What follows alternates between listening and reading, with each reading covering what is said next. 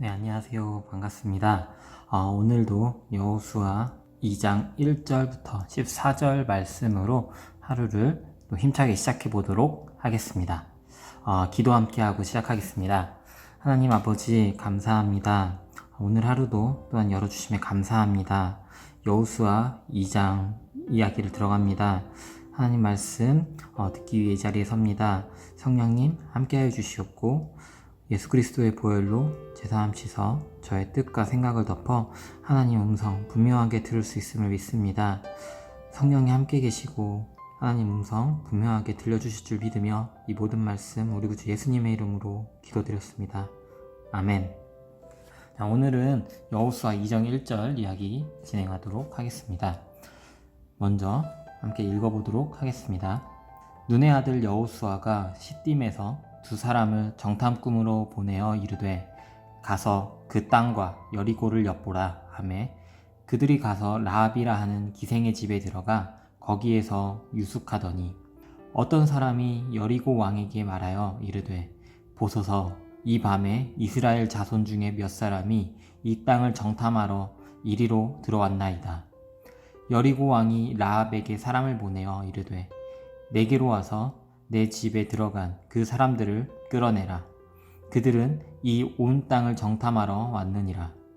그 여인이 그 두 사람을 이미 숨긴지라 이르되 과연 그 사람들이 내게 왔었으나 그들이 어디에서 왔는지 나는 알지 못하였고 그 사람들이 어두워 성문을 닫을 때쯤 되어 나갔으니 어디로 갔는지 내가 알지 못하나 급히 따라가라. 그리하면 그들을 따라잡으리라 하였으나 그가 이미 그들을 이끌고 지붕에 올라가서 그 지붕에 벌려놓은 삼대에 숨겼더라. 그 사람들은 요단 나루터까지 그들을 쫓아갔고 그들을 뒤쫓는 자들이 나가자 곧 성문을 닫았더라.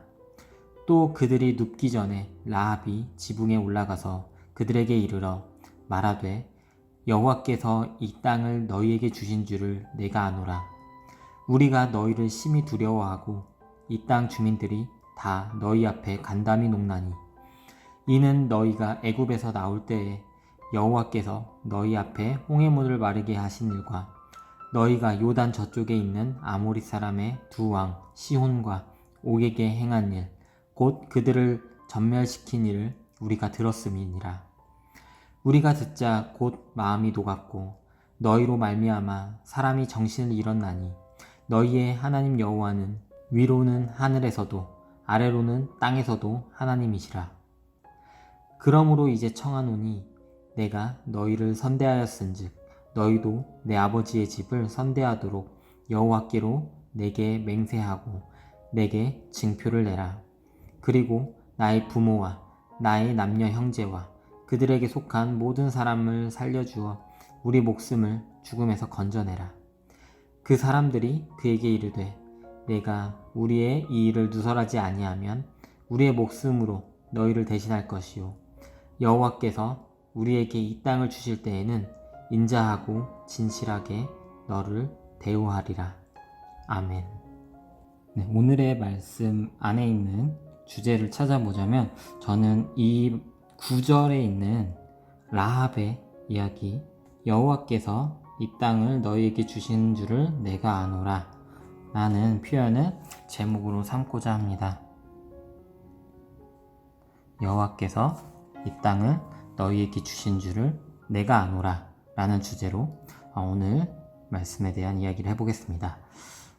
이 안에서 여러분들은 어떤 하나님을 찾으셨나요? 저는 오늘의 주제처럼 여호와께서는 땅을 주시는 분, 또 기회를 주시는 분, 이건 14절에도 나와 있거든요.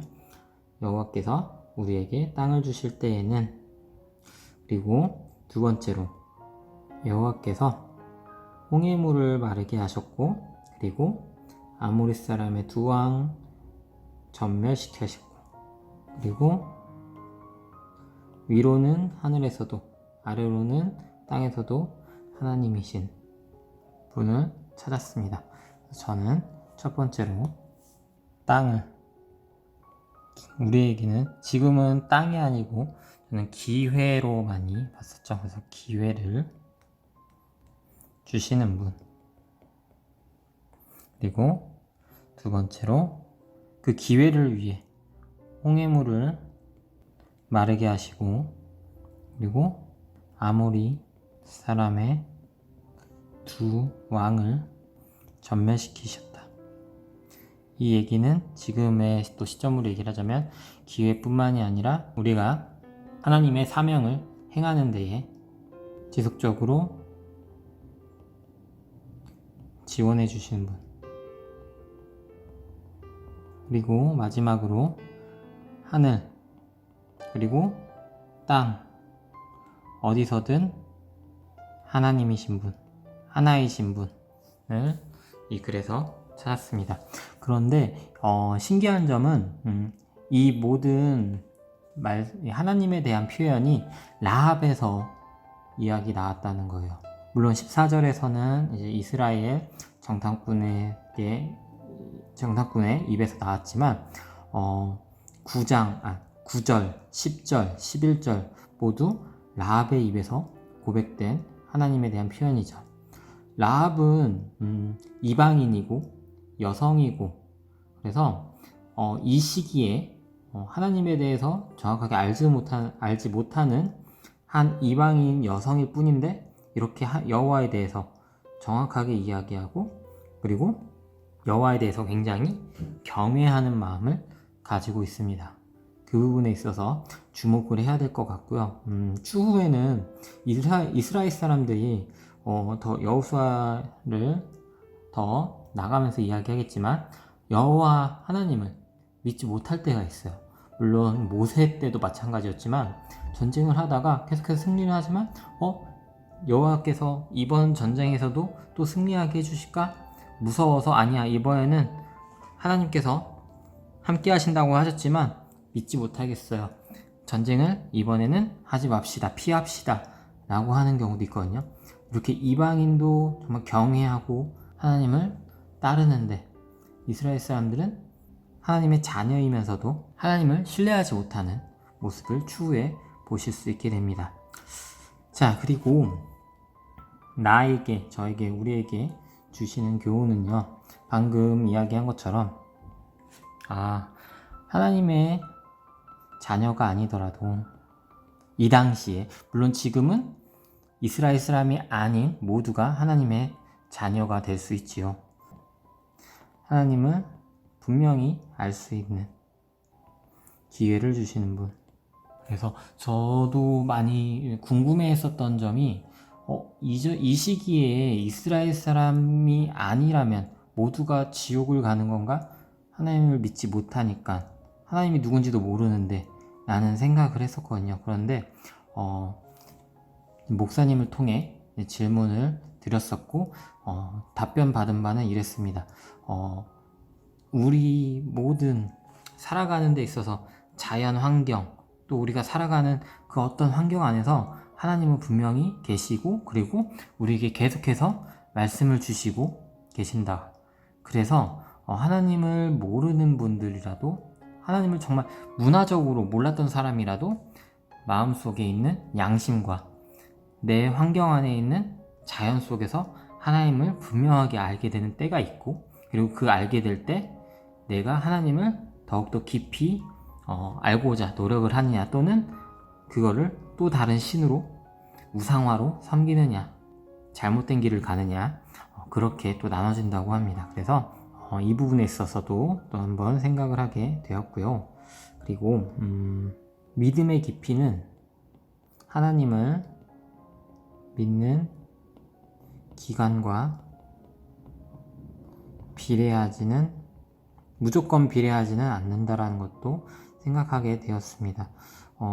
예를 들자면, 조금 극단적인 예를 들자면, 모태신앙과 또는 지금 당장 하나님을 알게 되어서 20대 때, 30대 때 처음으로 믿게 된 새신자들도 모태신앙이라고 해서 더 그 믿음이 깊다라는 보장은 없지요. 당연히 깊을 가능성은 높지만 새롭게 믿게 된 새신자들이 때로는 그들보다 더 믿음이 깊을 수가 있습니다.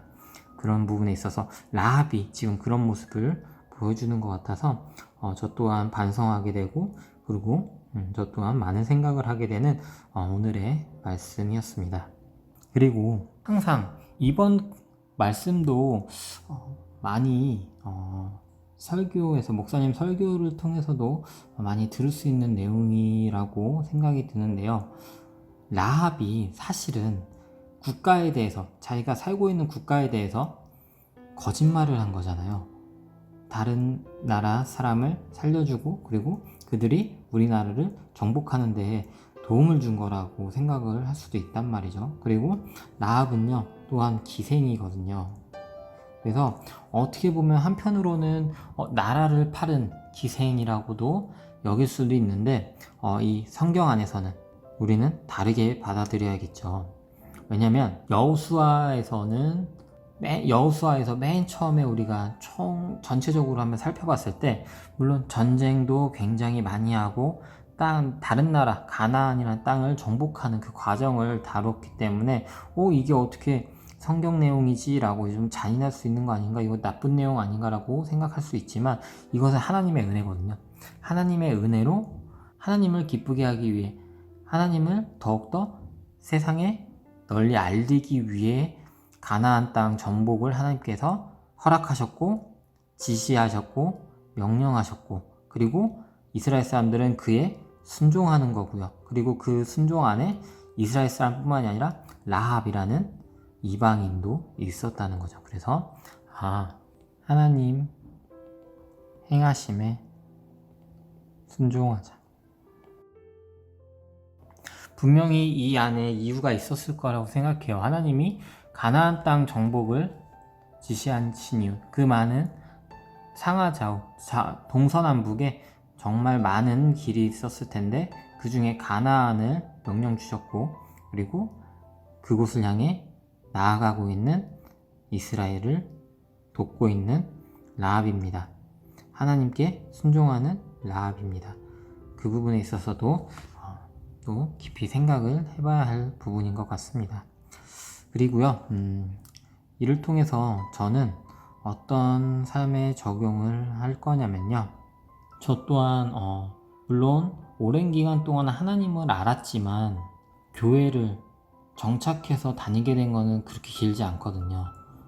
3년 정도 이제 한 교회에 정착해서 이제 다니게 되었는데 물론 그 안에서 저보다 굉장히 많이 아는, 이 안에 또 목사님의 자녀들도 많이 있고, 그리고 또 선교의 길, 또 목자의 길을 가고자 하는 청년들이 또 많이 있거든요. 그들을 통해서 또 많이 배우기도 하는데 저 또한 믿음의 깊이를 그들보다 지금 당장은 낮을 수도 있지만 믿음의 깊이를 더 열심히 채워야겠다는 생각이 들었습니다. 그러기 위해서는 순종해야겠죠.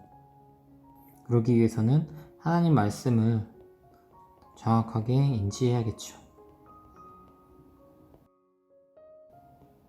저 혼자 생각하고 저 혼자 욕심에 제 욕심을 하나님의 뜻이라고 생각하고 행한다면 그거는 하나님께 순종하는 것이 아닌 저만의 우상을 섬기는, 저 스스로를 섬기는 일이 아닐까 생각됩니다. 그래서 하나님 말씀을 정확하게 인지하려면 성경 묵상을 더 열심히 해야겠죠.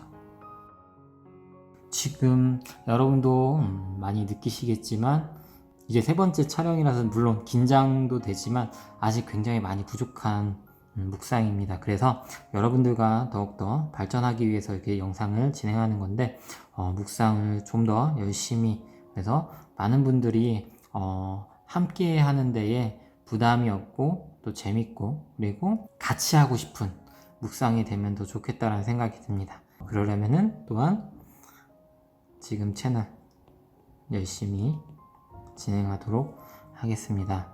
그리고 지금 또 갑자기 생각난 게 있는데, 라합은 기생이었잖아요. 그쵸?